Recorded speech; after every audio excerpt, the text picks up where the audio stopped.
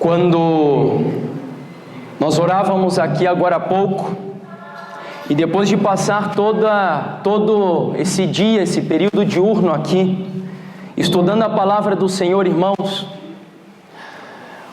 o meu coração ele realmente palpita por um lado de alegria, mas por outro de temor. Eu me recordo quando a serva do Senhor ela disse que quando a última oração fosse feita no planeta Terra, quando o último sermão fosse pregado, quando a última alma tivesse tomado a sua última decisão, o nosso Salvador, diante da presença do Pai lá no céu, chegaria até a companhia dele e diria: Pai, acabou. Eu fico pensando quando será o último congresso, quando será a última mensagem, quando será a última vez que você estará com o teu marido ou com a tua esposa, que talvez esteja aí do teu lado, ou os teus filhos, se é que estão aí, ou com os teus amigos. Quando será, irmãos? O dia em que essa liberdade ela vai terminar, em que decisões precisarão ser tomadas e finalmente o grande conflito terá um desfecho para todo sempre.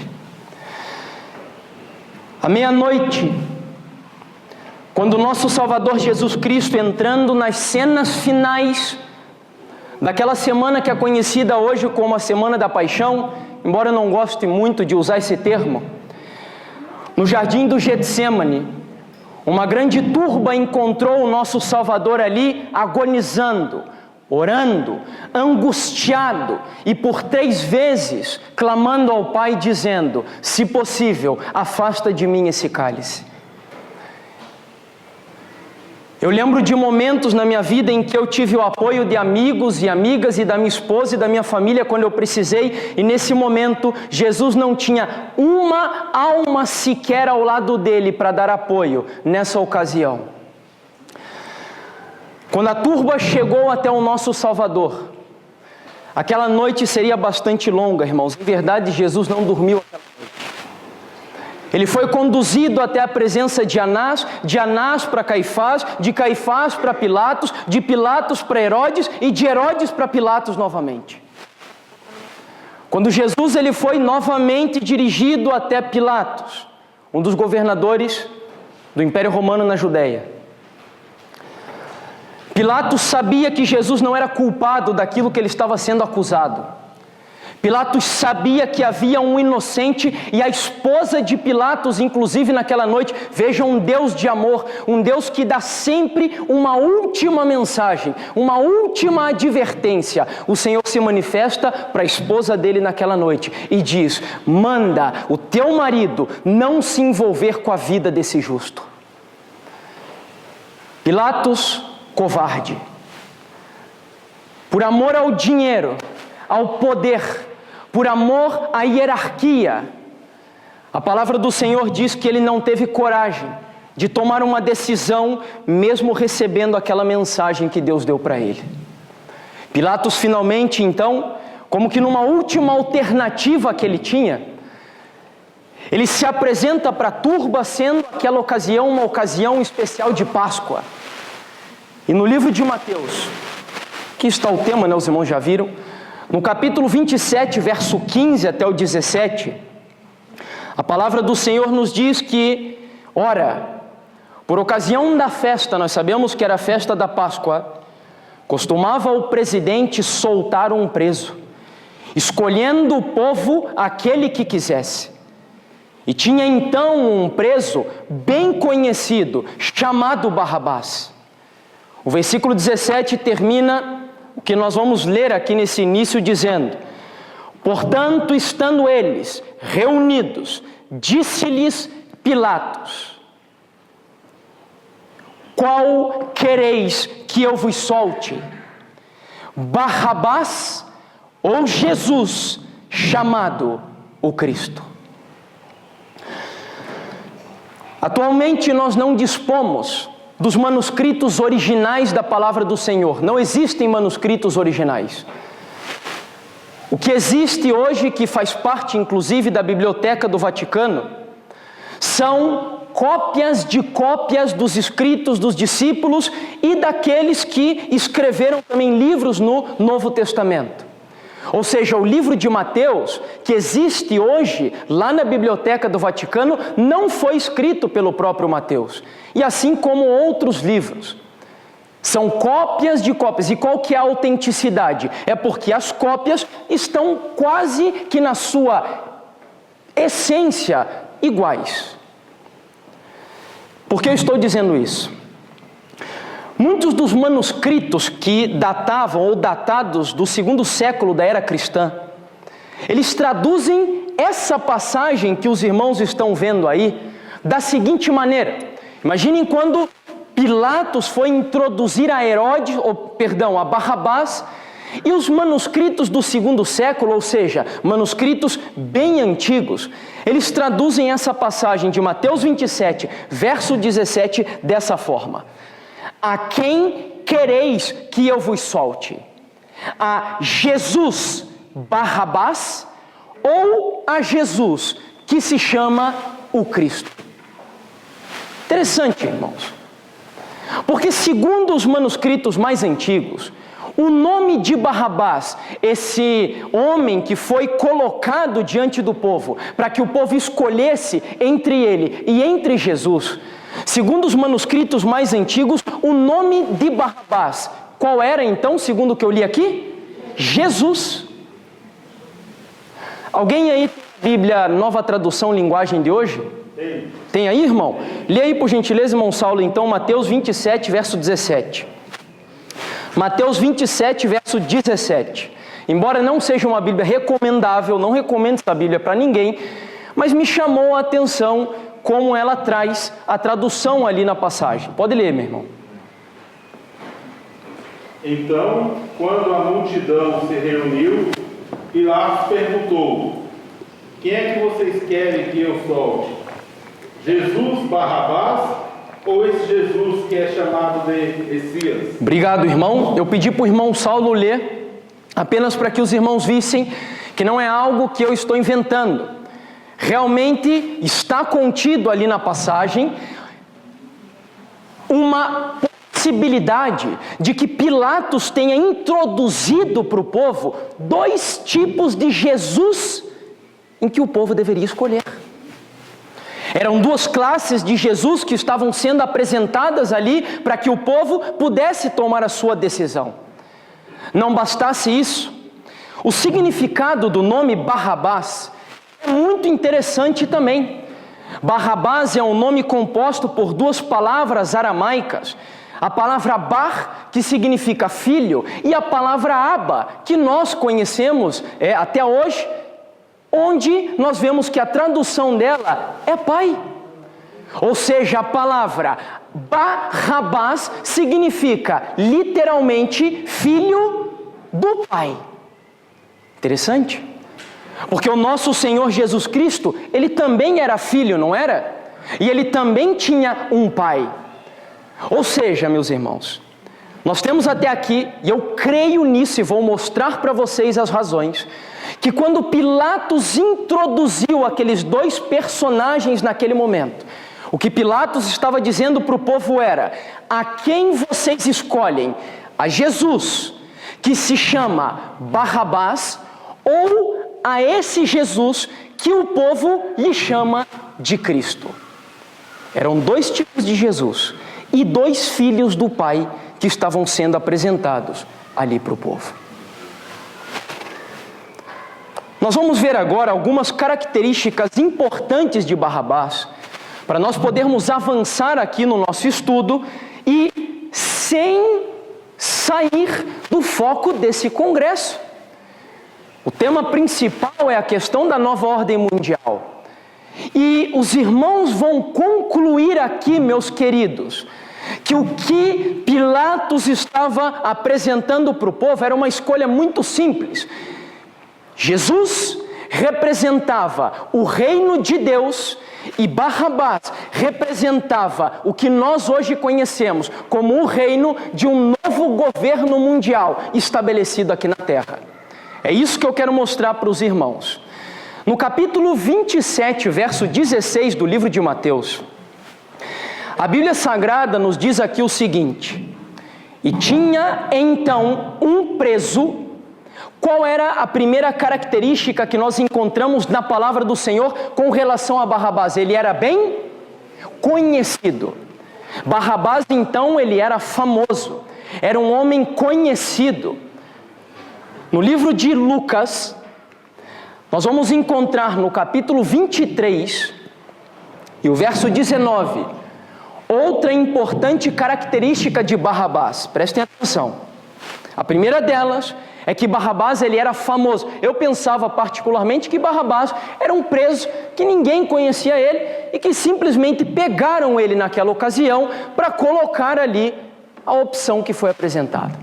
Ele era famoso e no capítulo 23 do livro de Lucas, verso 19 nos diz: o qual fora lançado na prisão por causa de uma sedição feita na cidade e de um homicídio, ou seja, Barrabás, ele foi acusado de uma sedição. O que é uma sedição?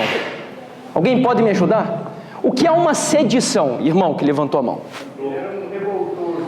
Isso, um revolucionário, não é? As pessoas aguardavam o Messias temporal. Exatamente. Quando em vez de Israel surgia um revolto e eles assistiam aí a aparecida do Messias.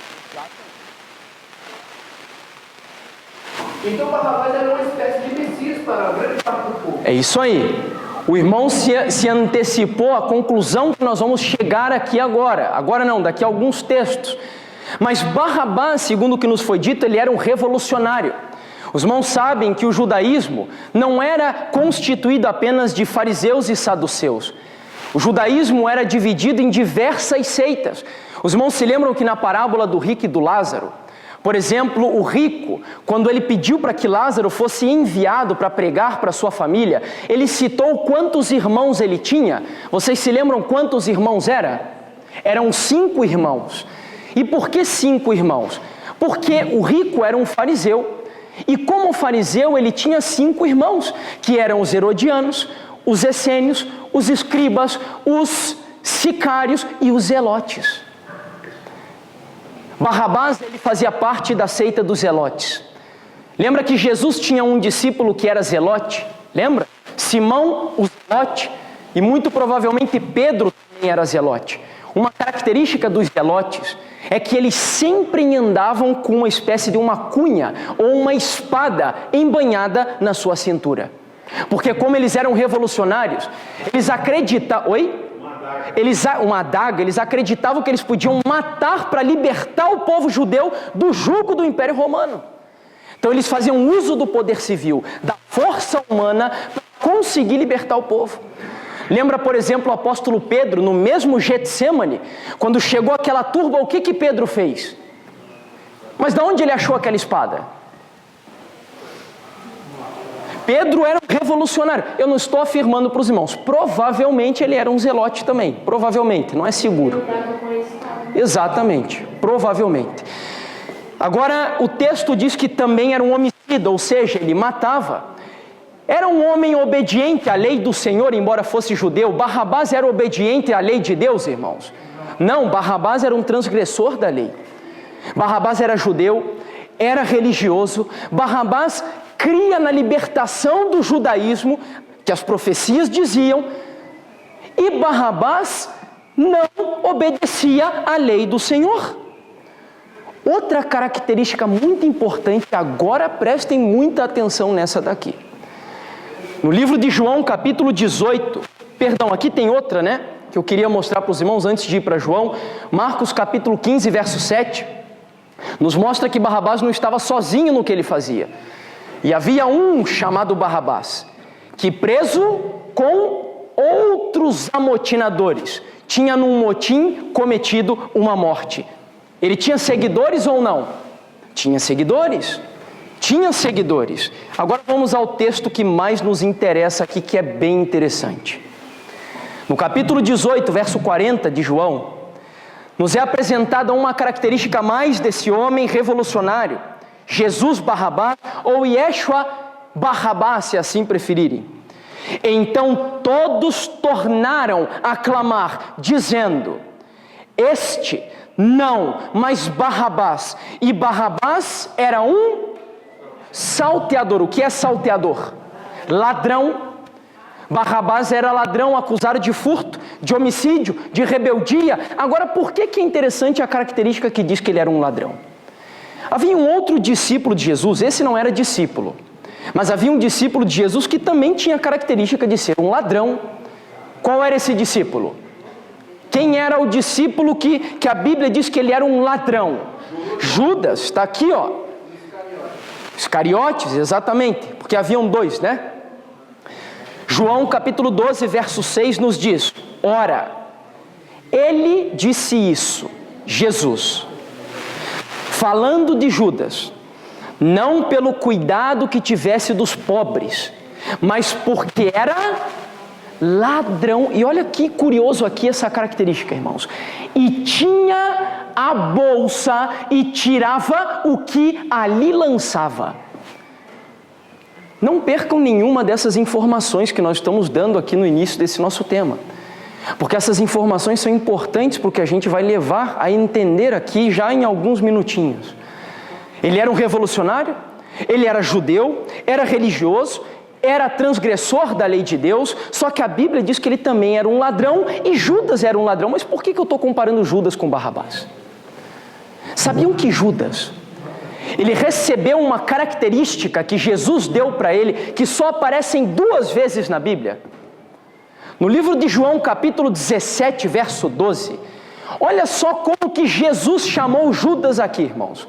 Olha que texto extremamente revelador. João, capítulo 17, verso 12. Estando eu com eles no mundo, guardava-os em teu nome. Tenho guardado aqueles que tu me deste, e nenhum deles se perdeu. Senão, qual é o título que Jesus deu para Judas? O filho da perdição, para que a Escritura se cumprisse. Gravem bem isso. Porque nós temos um Barrabás, que também era ladrão, ou seja, tinha o mesmo espírito de Judas. E por ter o mesmo espírito de Judas, nós poderíamos dizer que Barrabás, ele tinha o espírito de quem? Do filho da perdição. Resumindo tudo o que nós vimos até aqui. Tá? Barrabás, então, em primeiro lugar, era um revolucionário. Barrabás lutava pela exaltação do judaísmo. Isso é bom? É bom lutar pela... Imagine que Deus, ele tem ou não tem um plano para que o cristianismo realmente verdadeiro, ele inunde o mundo com a glória do Senhor. Tem um plano ou não tem disso? Tem um plano. Deus queria que o judaísmo fosse exaltado, e Barrabás queria exaltar o judaísmo. Terceira característica nos diz que ele era um líder famoso, muito conhecido. Diz também que ele usava a força civil para alcançar os objetivos dele. A quinta característica nos mostra que esse homem, ele não era simplesmente um homem que viria de um poder político. Esse homem, ele viria de onde? De um sistema religioso. Barrabás era religioso. Finalmente, a Bíblia nos mostra que, se bem é certo que ele não é o filho da perdição, mas Barrabás, ele seguia o mesmo espírito do filho da perdição. Em conclusão, meus irmãos, o irmão, como que é o nome do irmão mesmo? Ali atrás, que tinha como isso, você? Ricardo. O irmão Ricardo, ele concluiu exatamente o que nós gostaríamos de concluir aqui depois de fazer essa análise. Quando Pilatos ele chegou diante do povo, o que ele estava introduzindo para o povo era: a quem vocês escolhem? A Jesus ou a Yeshua Barrabás, ou a Jesus ou Yeshua Hamashia? Eram um tipo de Cristo e um anticristo, ou um anti-Messias, ou um anti-Jesus que estava sendo apresentado ali para o povo. Meus irmãos, eu particularmente amo os escritos da serva do Senhor. E é impressionante, só que a minha forma de estudar os escritos da serva é mostrar na Bíblia e depois buscar nos escritos dela como ela confirma o que está na palavra de Deus. E é curioso que quando nós vamos ao livro Desejado de Todas as Nações, nas páginas 205 até a página 206, olha que incrível e que riqueza de detalhes nós encontramos nessa sentença. Era uso, por ocasião dessa festa, soltar algum preso segundo a escolha do povo. Costume de invenção pagã.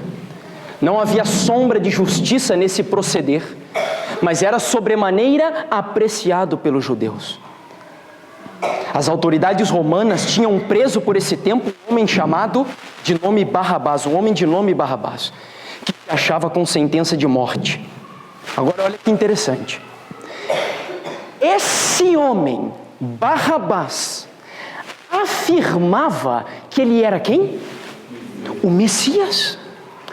Pretendia autoridade para estabelecer uma nova ordem de coisas para emendar o mundo.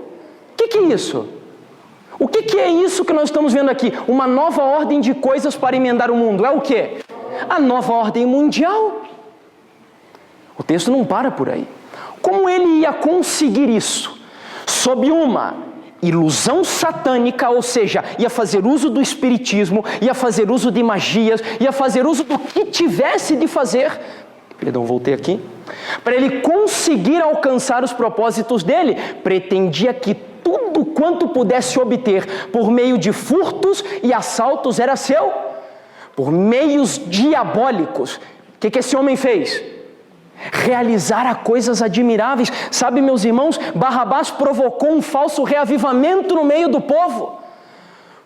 O povo judeu estava completamente extasiado, entusiasmado, pensando que aquele era o homem que ia libertar a nação.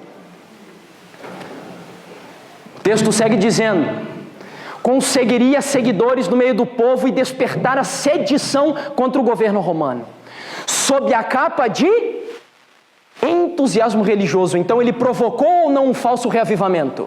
Provocou. O povo começou a seguir ele, só que ele era um endurecido e consumado vilão, dado à rebelião e à crueldade, oferecendo ao povo entre esse homem e o inocente Salvador. Pilatos julgava despertar-lhes o sentimento de justiça. Esperava conquistar-lhes a simpatia para Jesus em oposição aos sacerdotes e príncipes. Assim, voltando-se para a multidão, disse com grande ardor: qual quereis que eu vos solte? Barrabás, e me permitam acrescentar aqui, a Jesus Barrabás ou a Jesus chamado o Cristo. Como um urro de animais ferozes, veio a resposta da turba: solta Barrabás!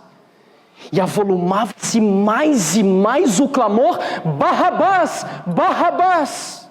E o texto segue dizendo: pensando que o povo talvez não houvesse compreendido a pergunta, Pilatos exclamou outra vez: quereis que eu vos solte o rei dos judeus? Vejam que nem ele estava entendendo. O povo estava esperando. O povo estava aguardando o Messias. O Messias estava ali. Um mundano estava identificando o Messias. Mas o povo dele estava o rejeitando. Mas eles clamaram novamente: fora daqui com este e solta-nos Barrabás. Que farei então de Jesus chamado Cristo? Indagou Pilatos.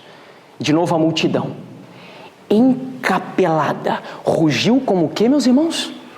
Demônios. Os próprios demônios em forma humana achavam-se na turba, e que se poderia esperar senão a resposta: que seja crucificado.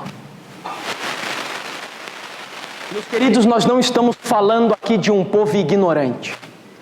Nós estamos falando aqui de um povo, como eu disse ontem, que sabia falar exatamente o nome do Messias. Um povo que adorava o Deus verdadeiro. Um povo que não tinha espécies de politeísmo no meio deles. Nós estamos falando de um povo que tinha os oráculos de Deus no meio deles. Esse povo era uma igreja que tinha a teoria da mensagem. Esse povo se excluiu das relações com os outros povos. Eles odiavam os romanos. Eles não amavam os romanos, não. Os fariseus tinham ódio dos romanos, odiavam os herodianos, odiavam tudo que era tipo de cerimônias e coisas que supostamente desagradavam a Deus e mais, desaprovavam as obras dos zelotes. Só que quando a situação se tornou conveniente para eles, quando eles precisaram quebrar os princípios da vida e fazer uma escolha entre eles se negarem e morrerem, eles preferiram quebrar os princípios. Quando a situação forçou para que eles tomassem uma decisão final, esse povo não estava preparado para receber ao nosso Salvador. Sabe que a serva do Senhor, no livro do Desejado, no capítulo 3 desse livro, não sei se é o 3 ou se é o 2, eu peguei apenas algumas características que ela cita do povo judeu nesse tempo. Ela diz que os líderes do povo prejudicaram o mundo com uma falsificação do Evangelho. Ela diz que eles apresentavam as ofertas sacrificais como se fossem atores representando num palco. Imagine. Eu fico pensando hoje quando nós pregamos a nossa mensagem dizendo, Jesus está voltando. Imagine, não é dizendo assim, o mundo vai acabar. Meus queridos, fujam, porque o dilúvio virá, o mundo será destruído. Vocês precisam entrar numa arca da salvação. E Noé não está construindo a arca. Isso é o que ela quis dizer com atores num palco. Pessoas esquizofrênicas, que professam uma coisa, mas a sua vida não está de acordo com aquilo que ela diz. E falsificam o Evangelho. Mentem, como nas novelas, como nos filmes, que eles apresentam para as pessoas uma realidade que, na verdade, eles não seguem. Eles não experimentam aquilo. E o judaísmo vivia essa realidade, sacrificavam por sacrificar. Iam aos sábados por ir no sábado, davam o dízimo por dar o dízimo, não amavam o Evangelho, falsificavam o Evangelho de Cristo. Tudo isso é a serva do Senhor quem está dizendo. Terceira característica, agentes satânicos incorporavam os homens. E o selo dos demônios se achava impresso na fisionomia deles. Vocês nunca se perguntaram por que essa nação se perverteu tanto, irmãos? Nunca se perguntaram isso? Essa era a nação de Deus. Esse era o povo do Senhor. Era um povo que durante 1500 anos, os judeus, ou mais talvez, desde que se levantou Judá, o filho de Jacó, era um povo que buscou servir a Deus. É verdade que tiveram momentos de idolatria, momentos de rebelião, mas, meus irmãos, era o povo do Senhor. Do meio desse povo veio Elias, Jeremias, Isaías, Abacuque, Joel e tantos outros homens de Deus. Como pode eles chegarem nessa situação? Passaram 70 anos escravos na Babilônia e depois que eles voltaram, eles restauraram a cidade.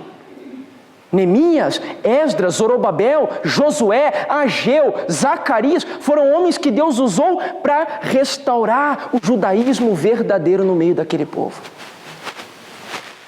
Só que algo misterioso aconteceu. Vocês já ouviram falar do período intertestamentário? Houve um período de 400 anos na história, cujo Deus, desde Malaquias até João Batista, o Senhor ele ficou em silêncio total e ele não deu nenhuma revelação profética para o seu povo. O seu povo estava vivendo em Jerusalém novamente, mas durante 400 anos Deus não deu revelação profética para o seu povo.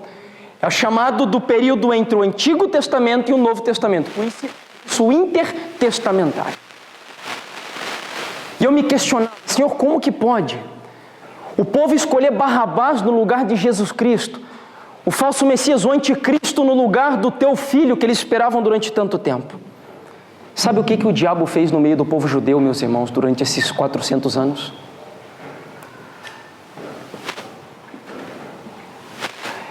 É o que eu chamo de falsa educação. Falsa educação. O diabo sabia que o judaísmo estava completamente protegido depois que eles saíram do cativeiro. Ele não ia conseguir introduzir a idolatria mais naquela nação. O diabo sabia que seria quase impossível derrubar esse povo, porque os fariseus se protegeram com tantas formas e cerimônias. Eles chegaram a escrever 2 livros que se chamam Mishnah e Gemara. Um é o comentário do Antigo Testamento, da Torá, e a Gemara é o comentário do Antigo Testamento, apresentando para o povo, para a sua nação, regras, cerimônias, coisas que o povo deveria fazer para fazer uma barreira contra as nações pagãs. Então o diabo sabia que idolatria não ia entrar mais no meio daquele povo. Essas imagens que eu coloquei aqui, os irmãos sabem de onde são esses grandes filósofos que até hoje são respeitados nos nossos dias. Eu não me lembro exatamente qual é a ordem aqui, mas aqui estão os 3 mais conhecidos: Sócrates, Aristóteles e Platão. Durante o período intertestamentário, os irmãos se lembram que havia um império que estava dominando o mundo nesse período. Foram 2, mas teve um império que foi o responsável por introduzir a falsa educação no meio do judaísmo. Sabe que império que foi? Qual império? Grego. Império grego. Os gregos, eles tinham uma filosofia diferente. Qual foi o maior imperador grego registrado na história? Alexandre o Grande. Alexandre o Grande era aluno de Aristóteles. Então Alexandre o Grande, a inteligência dele não era fruto apenas do nada. Alexandre o Grande era extremamente filosófico, estudioso e intelectual. E uma coisa que Aristóteles ensinou para ele é de que Alexandre o Grande ele precisava fazer uma separação entre as armas e a cultura e a religião. Enquanto Babilônia e Medopérsia tentou destruir o povo de Deus usando a força, Alexandre o Grande não fez isso não. Alexandre o Grande usou uma estratégia. E os reis que vieram depois dele, logicamente, os mais responsáveis pela introdução da falsa educação no meio do povo de Deus foram Seleuco e Ptolomeu, que foram 2 dinastias. Depois, lembra, voltando um pouquinho, vamos lá para Daniel 7. Lá em Daniel 7, qual é o animal que representa o Império Grego? O leopardo. Nós sabemos que o leopardo ele tinha quantas cabeças? 4 cabeças, que representam os 4 generais que substituíram Alexandre o Grande quando ele morreu. Desses 4 generais, 2 deles que eram Seleuco e Ptolomeu, foram os grandes responsáveis pela prostituição na educação do povo de Deus, dos judeus naquela época. Sabe qual foi a primeira grande sacada de Alexandre o Grande? Sabe, ele começou a fazer... Já ouviram falar das Alexandrias? Alexandrias eram cidades que Alexandre conquistava e ele dava o seu nome para aquelas cidades. Só que as Alexandrias tinham um princípio diferente. Naquela época, as grandes cidades, elas eram cidades cercadas por muro. A própria Jerusalém era assim. Se os irmãos foram ver a Babilônia era gigante. Era uma coisa quase que intransponível. Mas a filosofia de Alexandre o Grande era diferente. Um livro de história judaica, está aqui a fonte, ele nos diz como que os gregos pensavam. E olha como funcionava a filosofia deles. A sofisticada cultura grega requeria uma colonização altamente desenvolvida e uma vida de quê? Cidade. As cidades-estados eram o único conceito social da cultura grega madura, mas não era uma cidade com paredes e fortificações. Estavam mais interessados na utilidade da cidade para promover a cultura grega. Os reis gregos foram conhecidos por estabelecer grandes cidades, colonizar elas e fazer o que com a cultura do povo? Mesclar culturas sob os princípios gregos. O que Satanás começou a fazer então no povo de Deus durante os 400 anos? Os gregos começaram a se infiltrar no meio do povo. Primeiro, conceito de cidade. O diabo começou a acostumar aquele povo com o que era artificial. Até então o judaísmo tinha um contato com a natureza, um contato com o campo, um contato com as frutas, com o céu azul, com o verde do pasto. Os judeus, eles estudavam e eles criam no ABC da educação. O diabo sabia que enquanto ele não destruísse a simplicidade da vida do campo, a simplicidade do contato com o mundo natural, porque Deus é natural, o diabo sabia que ele não ia conseguir derrubar definitivamente esse povo. Então o diabo pegou esse povo e colocou esse povo em contato com tijolos, em contato com paredes, com o Facebook, com a internet, com os carros, com o mundo artificial, de tal maneira que por estarem afastados do natural, a fé desse povo se tornou artificial.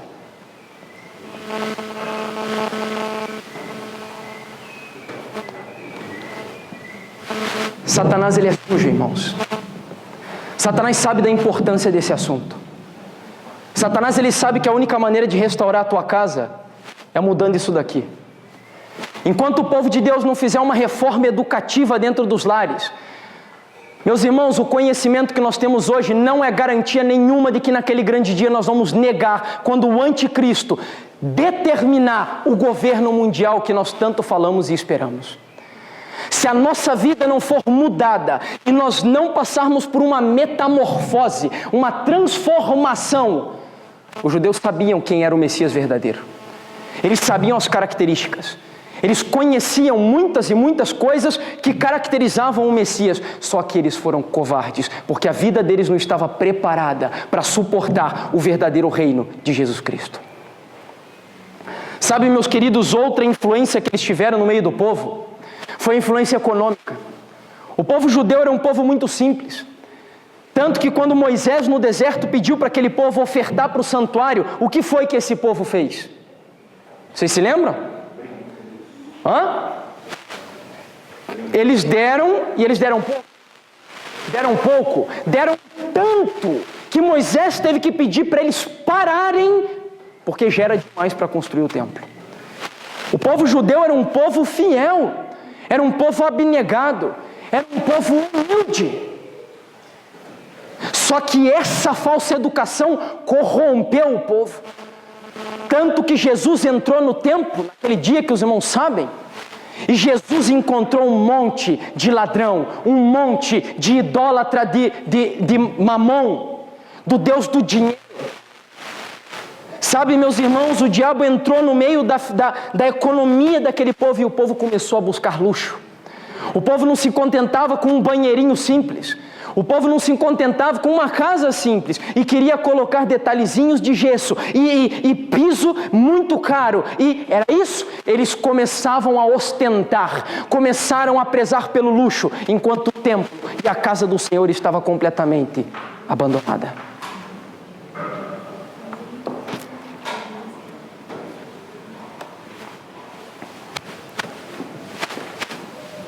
Outra forma, através da qual o judaísmo foi destruído, foi a educação. Satanás, ele sabia que aquela geração mais velha ia ser muito difícil mudar, porque os mais velhos, eles já têm a sua consciência formada e o seu caráter formado. E é mais difícil mudar uma pessoa velha do que mudar um jovem ou uma criança. O diabo começou a atacar os filhos do povo de Deus. Os judeus viam a filosofia grega e eles se maravilhavam. E eles pensavam, como esse povo é inteligente. Acaso não podíamos mandar os nossos filhos para estudar com eles nas escolas deles?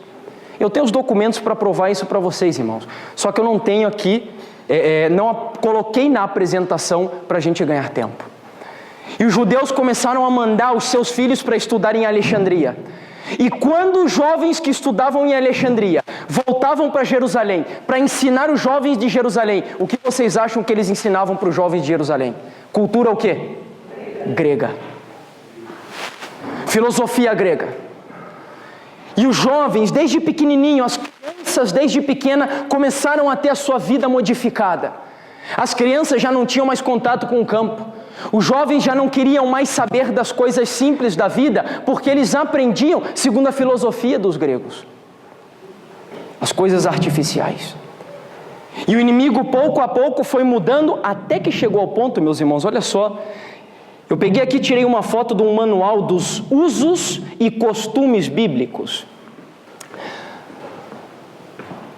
Falando da cultura grega no meio do povo de Deus, olha só o que esse manual diz.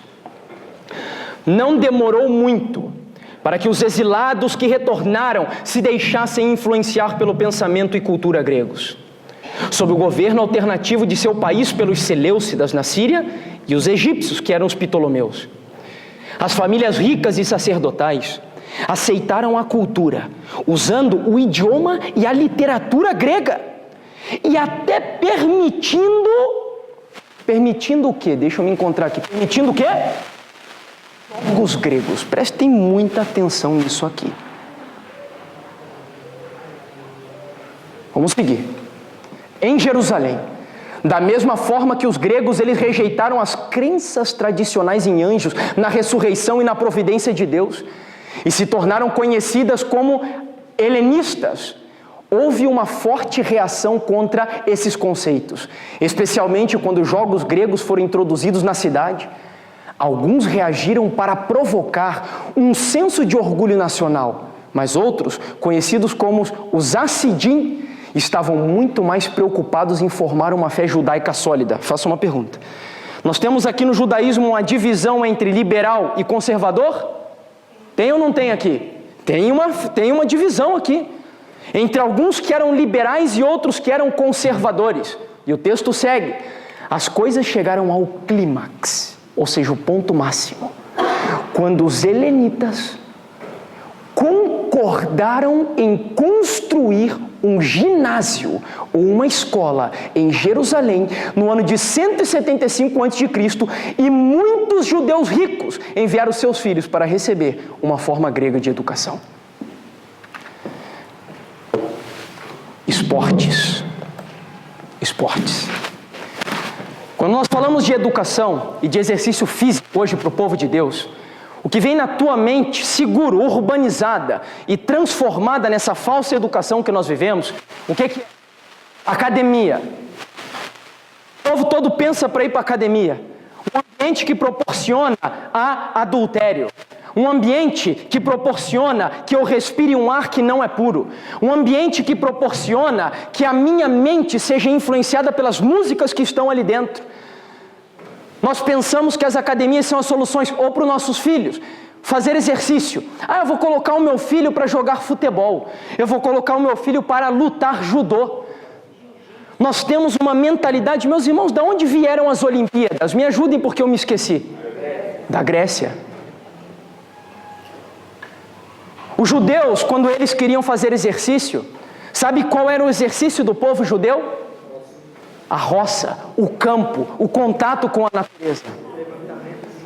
Levantamento de enxada era o exercício que eles faziam. O povo judeu, que era o povo do Senhor, antes de se corromper. Agora, me digam uma coisa, acaso nas igrejas hoje, acaso nos templos de hoje, não existem ginásios de esportes que estão inseridos ou anexados juntos aos templos? Nas escolas onde os nossos jovens são enviados para estudar, que tipo de educação, entre aspas, físicas os nossos jovens recebem? Grega ou hebreia? Grega. Falsa educação. Existe uma diferença entre má educação e falsa educação. Eu digo para as pessoas que eu não fui mal educado, mas o que eu recebi, infelizmente, da minha mãe e do meu pai foi falsa educação. Não foi verdadeira educação, meus irmãos. Pode falar, irmão. Era isso que eu ia entrar agora. Meus queridos, os gregos, quando eles participavam das Olimpíadas, era dessa maneira aqui que os irmãos estão vendo aqui na foto. Eles estão com roupa? Não, eles estão nus. Os judeus, como eles queriam também, começaram a participar das atividades das Olimpíadas, os filhos deles começaram a participar na própria cidade de Jerusalém. Eles começaram a ter vergonha de um sinal, que era o sinal mais importante do judaísmo. Sabe que sinal que era? A circuncisão. Como O pênis dos atletas ficavam expostos, e na circuncisão ele fica um pouco diferente, para não se comprometerem com o povo, e também por algumas é um pouco desconfortável quando eles se circuncidavam. Eles pararam de se circuncidar, quebraram um princípio da vida para se colocar de acordo com a educação que eles queriam seguir. O povo judeu começou pouco a pouco a quebrar os princípios. Outro detalhe que eu quero colocar aqui para vocês: o teatro. O teatro também tem origem na Grécia, e o povo judeu também começou a valorizar o teatro.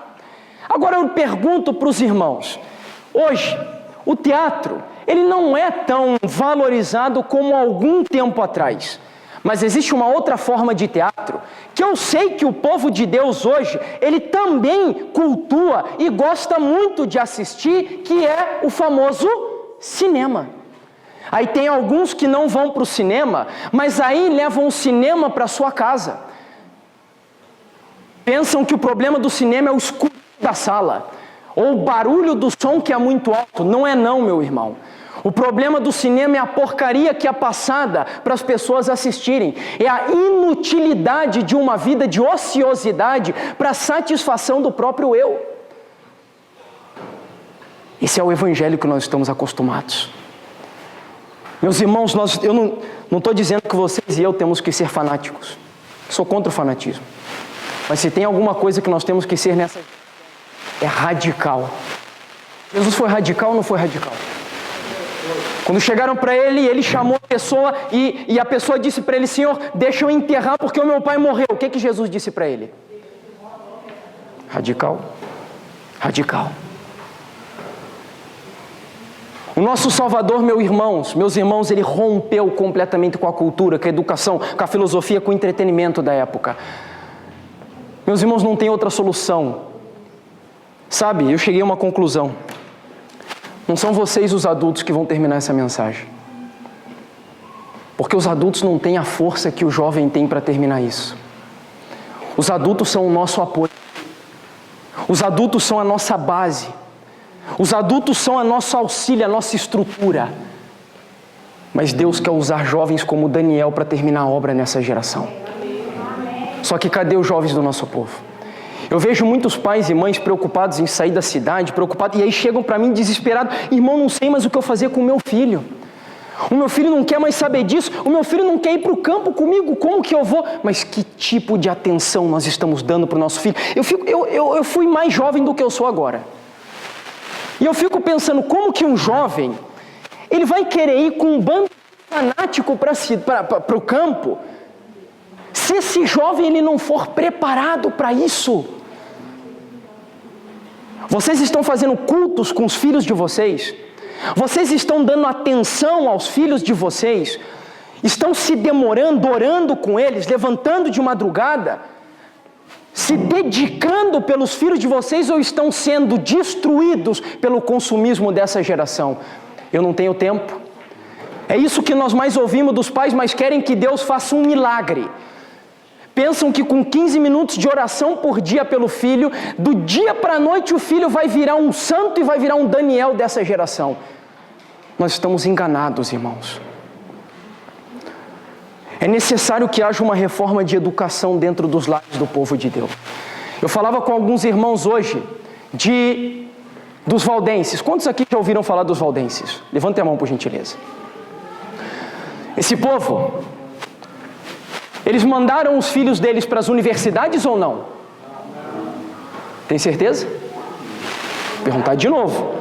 Os filhos dos valdenses estudavam nas universidades ou não? Estudavam. Só que antes, presta atenção, antes de ir para as universidades, eles eram preparados. Aonde, irmã? No lar. De tal maneira que quando eles iam para a universidade, eles eram influenciados ou eles influenciavam? Tanto que a Igreja Católica começou a matar eles lá dentro das universidades. Teu filho teme a Deus? Os teus filhos estão sendo preparados para temer ao Senhor, dar vida por Ele de verdade? Daniel estava selado na Babilônia, o diabo tentou tirar a comida dele, o diabo podia colocar uma mulher nua na frente dele, o diabo tentou oferecer de tudo para ele, mas Daniel estava selado, porque quem selou a vida de Daniel foi o pai e a mãe dele dentro da casa. Preparados pelos pais dentro do círculo doméstico.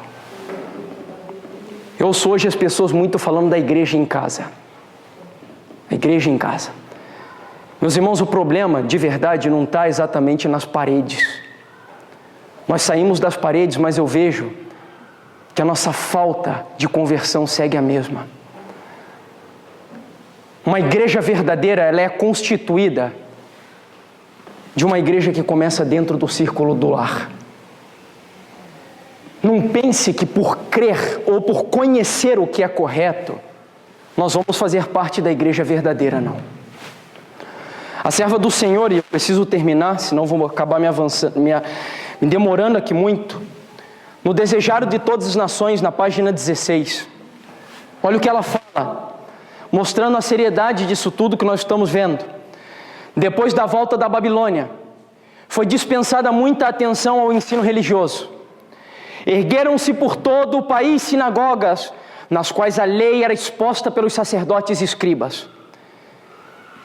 E estabeleceram-se o quê? Escolas. Agora vamos ver, que classe? Que ao par das artes e das ciências, professavam ensinar os princípios da justiça. Esses agentes, o que houve com as escolas? Perverteram-se, porém. Durante o cativeiro, muitos do povo haviam adquirido ideias e costumes pagãos, os quais foram introduzidos no seu culto. Conformaram-se em muitos aspectos com as práticas dos idólatras. As escolas se corromperam. E como as escolas se corromperam, os filhos se corromperam. E como os filhos se corromperam, os lares se corromperam. E como os lares se corromperam, as igrejas se corromperam. E como a igreja se corrompeu, a sociedade se corrompeu. Esse é o resultado. Tudo começa no lar. Tudo começa dentro da casa. E o Senhor aqui está mostrando, e hoje nós estamos confiando os nossos filhos nas mãos de educadores que creem em Darwin. Em educadores que creem mais em Sócrates, Aristóteles e Platão do que creem em Isaías, Jeremias e Abacuque. Nós estamos enviando os nossos filhos que ensinam para os teus filhos tudo que tem a ver com a educação jesuíta. Sabe qual é o maior princípio da educação jesuíta? Que nós não podemos ser pessoas que raciocinem por si. O maior princípio dos jesuítas é colocar as pessoas para repetir ideias dos outros. E acaso, você jovem que estuda nas escolas, os melhores alunos considerados nas escolas não são os memoristas? Não são os memoristas? Aqueles que conseguem memorizar, aqueles que conseguem transferir exatamente o que está ali no livro que está sendo estudado. Porque a Igreja Católica não quer que nós sejamos pensadores. A Igreja Católica não quer que nós pensemos por nós mesmos. Ela não quer que nós usemos a nossa individualidade, porque aquele que pensa é um problema para ela. Falsa educação. Pegam 40 jovens, põem dentro de uma sala de aula, e os 40 são ensinados da mesma maneira, como se todos eles fossem iguais, enquanto que a educação de Deus é uma educação individual. Deus trabalha com indivíduos. Para educar a Abraão, Deus disse que ele tinha que matar o filho dele. Para educar a Enoque, Deus teve que dar um filho para ele. Para educar a Paulo, Deus teve que fazer ele cair do cavalo. Para educar a Moisés, Deus teve que levar ele 40 anos no deserto, pastoreando ovelha. Indivíduos, nós não somos iguais. Deus precisa trabalhar conosco individualmente. E como trabalhar individualmente? Se eu passo na correria, vai para um lado, vai para o outro, música na minha cabeça, buzina na minha cabeça, poluição e não sei o quê, como que Deus vai falar comigo? Como que eu vou ter contato com o Senhor? Como que o meu filho... Imagine, como os nossos filhos, meus irmãos, eles crescem, e o esquizofrenismo hoje é algo que é resultado apenas da nossa religião. Porque eles veem um pai e uma mãe dizendo, eu tenho que sair da cidade, Jesus está voltando e não sei o quê, mas o que vocês estão fazendo para mostrar para os filhos de vocês que vocês realmente amam a vinda de Jesus? E querem preparar eles para isso. Os filhos olham para os pais e vê os pais professando algo que eles não vivem. dizendo algo que não vivem. Então o filho ele é acostumado já desde pequeno a viver uma religião dividida, a viver um cristianismo às meias. Ele vê que o pai que crê no espírito de profecia e na Bíblia, ele diz que guarda o sábado, mas a mesma serva que escreveu sobre o sábado diz que a carne é uma maldição para a nossa vida. Aí ele lê lá no livro, dizendo que a Bíblia fala do sábado e o espírito de profecia, mas na hora da carne o pai e a mãe não vivem. Esquizofrênico. Fala como, ou melhor, parece um cordeiro, mas fala como um dragão. Eu sei que é difícil a gente confessar isso, mas chegou a hora da gente ser sincero com Deus, irmãos. Nós temos que mudar isso. Oi? Uma fé dúbia, exatamente. Vocês me disseram, estamos terminando, que no livro de Daniel, qual é o animal que representa a Grécia? O leopardo, não é? Nós sabemos que a besta do livro de Apocalipse é a igreja romana, a igreja católica. No capítulo 13, vou pular esse texto aqui, versículo 2, olha que interessante. E a besta que vi, quem é a besta? O papado. E o papado era semelhante a quem? A quem, irmão? A Grécia. Por que o papado se assemelha à Grécia? Em que ele se assemelha à Grécia? Educação, cultura, filosofia. Quais são os melhores colégios aqui de Brasília? As melhores universidades do Brasil? Acaso não são as jesuítas? As católicas? Satanás sabe, irmãos. Ele sabe como destruir a fé do povo de Deus. E foi assim que ele preparou o judaísmo para rejeitar ao nosso Salvador. Vocês se lembram que Barrabás foi chamado, ou melhor, Judas recebeu um título que Jesus deu para ele? Lembra que eu falei para vocês lembrarem disso? Judas foi chamado por Jesus de filho do quê? Da perdição. Esse nome, esse título aparece outra vez na Bíblia? Relacionado a quem? 2 Tessalonicenses 2, versículo 3. Ninguém de nenhum modo vos engane. Vos engane. Porque não será assim, a volta de Jesus, sem que primeiro venha a apostasia. Eu sei que essas igrejas estão tudo em apostasia. Essas igrejas estão adorando o Deus falso. Essas igrejas não estão adorando ao Senhor. Será que nós não estamos em apostasia? Será que o que a serva do Senhor falou sobre o ômega da apostasia não está inserido no meio do nosso povo? Será que a ciência da verdadeira educação não tem a ver com o ômega da apostasia no meio do povo de Deus?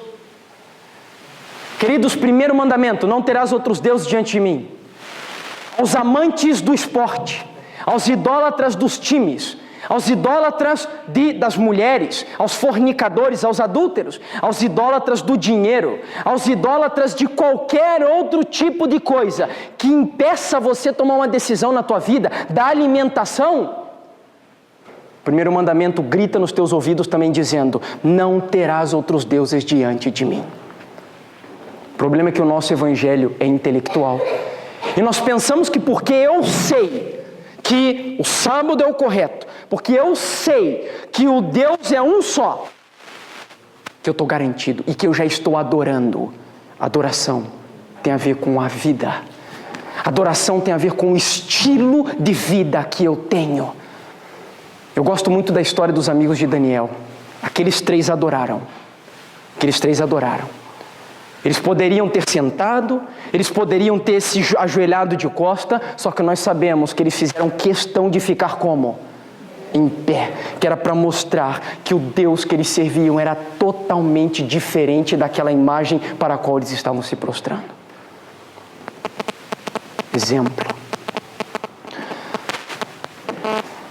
Vocês sabem que nós temos uma promessa na Bíblia. Deus disse que antes do grande e terrível dia do Senhor, Ele vai enviar quem? O profeta Elias. Qual era a obra de Elias? Era preparar o povo. E para preparar o que ele faria? Está no mesmo texto de Malaquias. converter o coração dos pais aos filhos e dos filhos aos pais. O que isso significa? Que a reforma começa onde? Dentro da casa. E a obra do terceiro Elias. Reforma na casa. Estamos falando de chuva serôdia, reavivamento. Cadê os pais dessa geração? Os Elias, pais, sacerdotes dessa geração. Pai, você está conduzindo o teu filho? Pai, você está conduzindo tua esposa? Deus, Ele disse que um dia, no meio do povo de Israel, Ele foi procurar um homem que pudesse se colocar na brecha para tapar um muro que estava sendo derribado. No tempo de Ezequiel. Ele queria um homem. Sabe o que Ele disse? Que Ele procurou entre todo o povo. E sabe quantos Ele achou? Nenhum. Cadê os homens de hoje? Eu vejo hoje muito mais as mulheres tomando as rédeas. Mas a Bíblia fala desse homem aqui, ó. Esse homem era fantástico. Esse cara tinha coragem. Esse homem estava disposto a servir a Deus e a salvar a casa dele, custe o que custar. Deus na Bíblia se identifica como o Deus de Abraão, Isaque e Jacó. Sabe por quê? Sabe por quê? Porque Deus é o nosso Pai. E se tem uma era em que a educação patriarcal funcionou, foi com esse homem aí, Abraão. Abraão reunia a família dele em torno dele, ele chamava os homens em torno dele, e ele ensinava para os homens como os homens deveriam fazer dentro da sua casa. Sabe quantos membros tinha na família de Abraão? 1000. Hoje um pai não consegue dar conta de uma família com 4 membros. Abraão tinha 1000. E Abraão preservou a educação do Senhor dentro da sua casa. Ele fazia uma barreira, impedindo com que os costumes pagãos entrassem no meio do povo. Esse homem teve coragem. E é por isso que ele é chamado na Bíblia de o pai do quê? O pai da fé. Quando Deus chegou para ele e disse, mata o teu filho, ele nem contou para a esposa. Ele não era daqueles homens covardes que espera a esposa estar de acordo para poder fazer aquilo. Não, irmãos. Abraão, ele simplesmente, para não arrumar um problema, ele não contou para ela. Porque ele sabia que a mulher é muito sentimental, e se ele contasse para ela que o filho deveria ser morto, provavelmente a mulher ia dizer, não mate. Você é louco? Mas Abraão estava disposto a ir, custe o que custar. E ele disse, eu não vou falar, eu vou. Mesmo que o meu sentimento esteja contra a vontade do Senhor, eu não vou esperar sentir. Eu vou lá e vou sacrificar o meu filho. Ele foi chorando, contra a vontade. Tem gente que espera sentir para obedecer. Onde que está escrito na Bíblia que eu tenho que sentir para obedecer? Tem algum texto que diz isso? Não tem nenhum texto. Meus irmãos, com tudo isso, a grande pergunta que fica para cada um de nós, no fim desse nosso estudo é: se os judeus rejeitaram ao Messias e aceitaram ao anticristo Barrabás, porque a educação dele estava corrompida, pervertida, e só aqueles que se humilharam, como os 12 discípulos, vejam que Jesus só chamou os mais rejeitados, porque é mais fácil trabalhar com os mais rejeitados do que aqueles que se sentem muito instruídos. Então, segundo o que nós vemos, aquele povo rejeitou a Cristo e aceitou a Barrabás por culpa da falsa educação. Quando eu olho a minha condição hoje, e a minha experiência hoje, e a experiência da minha família hoje, não precisa responder. A pergunta é: a quem você escolheria? A Jesus Barrabás ou a Jesus Cristo? Não precisa responder. Eu sei que no nosso intelecto, lógico que nós vamos dizer que é Jesus Cristo. Mas não analisa o teu intelecto, analisa a tua vida, irmão. Meus irmãos, nós precisamos hoje muito dessa experiência, sabe? Se tem uma coisa que eu vejo que o povo adventista é pobre, é oração. Oração. Se humilhar diante de Deus de verdade, confessar os teus pecados. Nós precisamos dessa experiência com o Senhor. Eu estava estudando esses tempos atrás sobre a biografia de alguns reformadores, porque enquanto eu estive esse tempo fora do Brasil, eu me perguntava, Senhor, por que esses homens, eles reuniam milhares de pessoas? Nós fazemos aí um irmão Neemias luta meses divulgando um congresso e lutando para divulgar, para vir 50. Quando vem 60, 70, a gente já está dando pulo de alegria, né, irmão? Quando vem 100 pessoas, então, nossa, que bênção.